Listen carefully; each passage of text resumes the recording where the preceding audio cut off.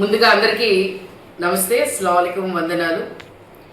ఈరోజు ముఖ్యంగా press meet పెట్టడానికి ముఖ్యంగా కారణం ఏంటంటే అంజుమన్ ఇస్లామియాకి సంబంధించిన 71.57 ఎకరాలు మరి ఈ కూటమి ప్రభుత్వం మరి ఇది ఒక 1 month నుంచి జరుగుతూనే ఉంది.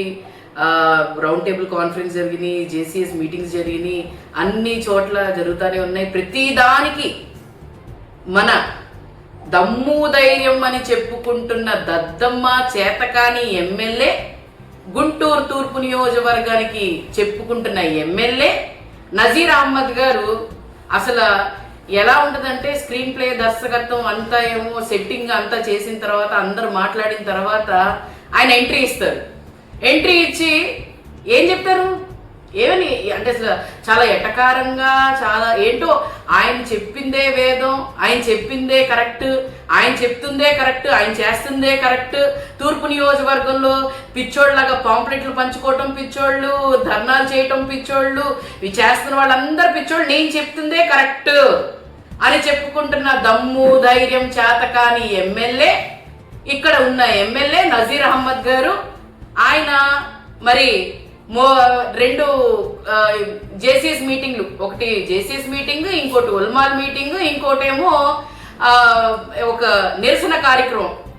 ఏం చేశారు అని అంటే జేసీఎస్ మీటింగ్లో మీరు చెయ్యండి, మీరు చేస్తూ ఉండండి, నేను చూస్తూ ఉంటాను, నేను చేయాల్సింది నేను చేస్తాను అని ఎక్కడ చెప్పట్లేదు. మనం చేద్దామని కూడా ఆయన ఏం చెప్పట్లా. ఆయన ఏం చెప్తాడు, మీరు చెయ్యండి, మేము చేయటానిక మిమ్మల్ని ఎమ్మెల్యే చేసింది.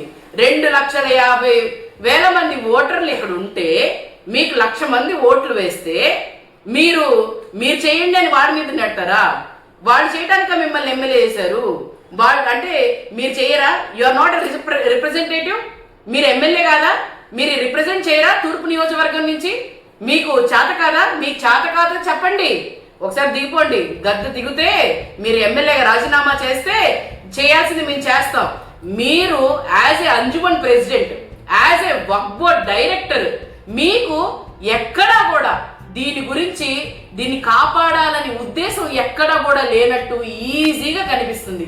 ఎందుకంటే అప్పుడేమో ఫస్ట్ జేసీఎస్ మీటింగ్ 29వ తారీఖున డిసెంబర్లో జరిగితే ఏమన్నారు, నాకు తెలియదు దీని గురించి అసలు ఏం జరిగిందో తెలియదు, మేము చెప్పిన మాటలన్నీ ఎవరెవరో ఏదో చేసుకుంటారని చెప్పారు.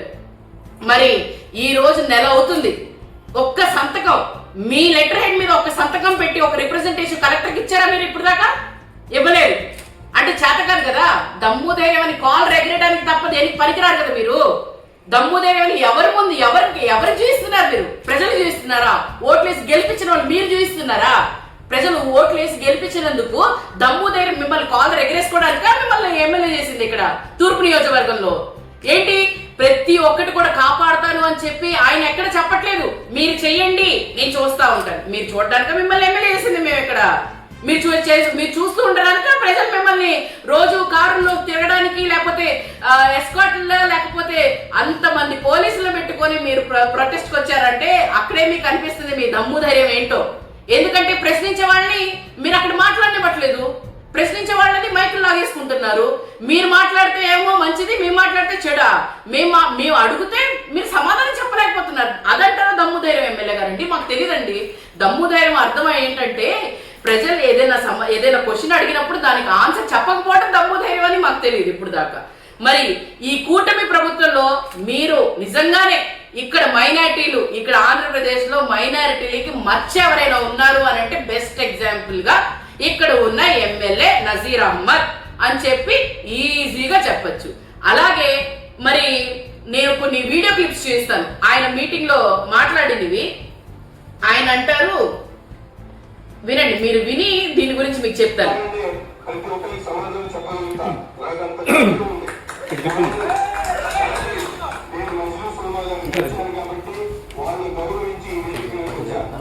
నాకు తెలుసు ఈ ముస్లిం సమాజం యొక్క అభ్యున్నతి దేంట్లో ఉందో, దీన్ని ఎక్కడ కాపాడాలో, ఏ విధంగా ఎక్కడ కాపాడాలో అని అన్నారు కదా. కాపాడాల్సిన మీరే కాపాడట్లేదు. మేము ఇంత చేయాల్సిన అవసరం లేదుగా, ప్రొటెస్ట్ చేయాల్సిన అవసరం లేదుగా. When you do your responsibility properly, మీరు మీ మీ కర్తవ్యాన్ని మీరు నిర్వహిస్తే మాకు అంత ప్రొటెస్ట్ చేయాల్సిన అవసరం ఉండదుగా, మేము అంత రోడ్డు మీద రావాల్సిన అవసరం ఉండదుగా. మరి దమ్ము ధైర్యం అని 2-3 సార్లు చెప్పుకున్నారు కదా ఎమ్మెల్యే గారండి. దమ్ము ధైర్యం అని చెప్పి 10 మార్లు చెప్పుకున్నంత మాత్రాన మీరు దమ్ము ఉన్న ధైర్యం ఉన్న మరి నాయకుడు అవ్వరు. పని చెప్తే చేసేవాడే నాయకుడు అవుతాడు, మాట మీద నిలబడేవాడే నాయకుడు అవుతాడు. అది మీరు గుంటూరు తూర్పులో ఎమ్మెల్యే ముస్తఫా గారిని చూసుకోవచ్చు, అలాగే గత ఎమ్మెల్యేలు వాళ్ళందరూ ఎవరు కూడా ఇప్పుడు దాకా కూడా అంజుమన్ ప్రాపర్టీస్ గురించి రాలేరు. మరి మీకెందుకు అంత స్పెషల్ ఇంట్రెస్ట్ నాకు ఇప్పుడు కూడా అర్థం కావట్లేదు. మరి దీని తర్వాత ప్రతి ఒక్క చిన్న పిల్లవాడి దగ్గర నుండి పెద్దవాడి దాకా ఎటువంటి అవసరాలు ఈ రోజు కమ్యూనిటీకి ఉన్నాయి. అవసరాలు కమ్యూనిటీకి ఉన్నాయి అంటున్నారు. ఏం అవసరాలు ఉన్నాయో మీకు ఏమైనా తెలుసా? అసలు ఏంటి ఆ అంజుమన్ సంస్థ దేనికోసం పెట్టారనేది తెలుసా? నాకు తెలుసు అని చెప్తున్నారు కదా, తెలుసు అన్నప్పుడు అక్కడ చెప్పాల్సింది కదా, మరి ఎందుకు చెప్పలేదు మీరు? అక్కడే 8 నిమిషాలు మాట్లాడారు. మాట్లాడిన తర్వాత మీరు ఇక్కడ ఇంకొక వీడియో, ఇవన్నీ నేనంటే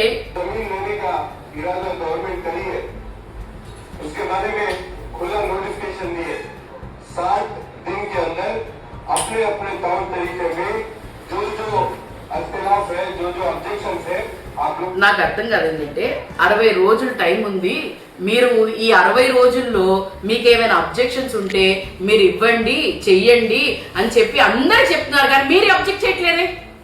మీరు అబ్జెక్ట్ చేయట్లేదు కదా ఎక్కడా కూడా.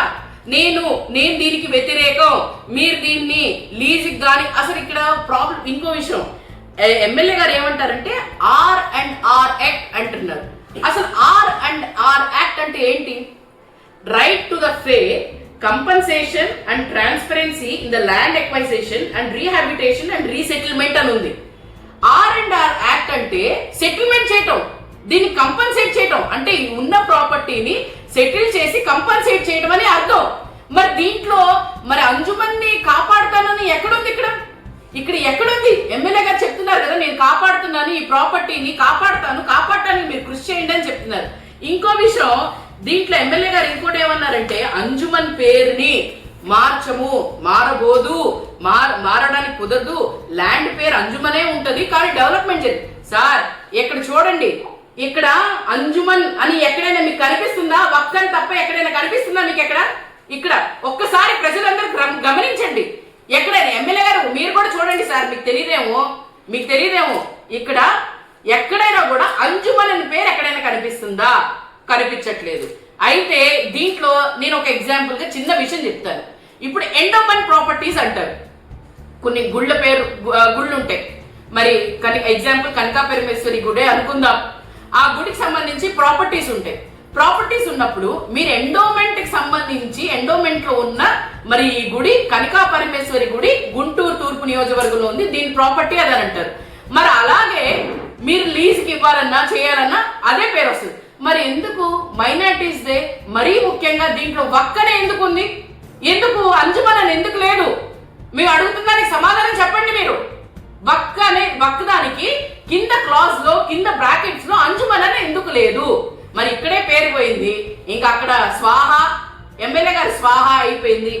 దాని తర్వాత దీంట్లో అంజుమన్ సంబంధించిన కూడా ఏదైనా కూడా మీకు గతంలో కూడా నేను చెప్పున్నాను, అంజుమన్ సంబంధించిన ఏదైనా ప్రాపర్టీ మనం ఇది ఇవ్వాలి అన్న, లీజ్కి ఇవ్వాలన్నా అసలు లీజ్కి ఇవ్వడానికి లేదండి, లీజ్కి ఇవ్వడానికి లేదు.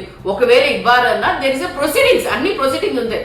కింద వాళ్ళ బాడీకి సంబంధించి అంజుమన్ ప్రెసిడెంట్ అయిన తిరుగుతున్న ఇక్కడ ఉన్నాయి దద్దమ్మ చేతకాని ఎమ్మెల్యే. నేను ఈ 100 సార్లు చెప్తానండి, ఎందుకనంటే నిజంగానే చేత అయ్యి ఉంటే చేసేవాళ్ళు, చేసి చూపించకుండా ప్రసంగాలు చెప్పడానికి కాదండి మిమ్మల్ని పిలిచింది, దాని గురించి పరిష్కారం చెప్పడానికి మిమ్మల్ని పిలిస్తే ఇప్పుడు దాకా పరిష్కారం ఎమ్మెల్యే ఏ స్టాండ్ మీద ఉన్నారో అప్పుడు చూస్తే వక్ బిల్ సంబంధించి అప్పుడు ఏ స్టాండ్ మీద ఉన్నారో తెలియదు. ఎందుకంటే కేంద్రం అమ్మో మాకు తెలియదు అని అన్నారు. అరే బాబు, నా గతంలో ఎమ్మెల్యే ముస్తఫా గారిని చూసి నేర్చుకో.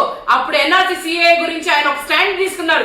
ఒకవేళ వైఎస్ఆర్సీపీ పార్టీ ఒకవేళ మద్దతు ఇచ్చినా చేసినా కూడా నేను రాజీనామా చేస్తానని చెప్పి ఆయన అందరి ముందు చెప్పారు. అది నువ్వు చెప్పలేకపోతున్నావు, దాన్ని బట్టే అర్థవుతుంది దద్దము అలాగే చేతకాని దమ్ము ధైర్యం అని చెప్పుకుంటున్న ఎమ్మెల్యే.